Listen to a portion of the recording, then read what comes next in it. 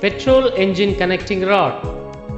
The main parts here are the connecting rod, the cover, distance pieces, varying brasses and the fasteners.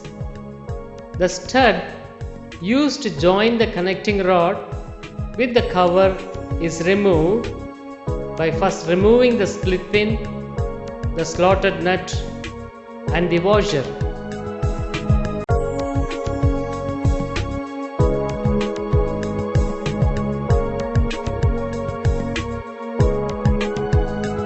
The cover is removed, followed by the distance pieces along with the fastening stud.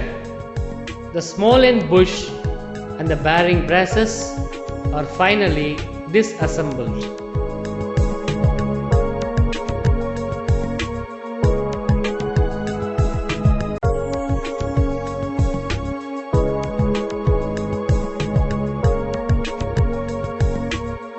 Note the projection in the cover carrying a small hole which acts as the lubricating oil passage leading to the brasses.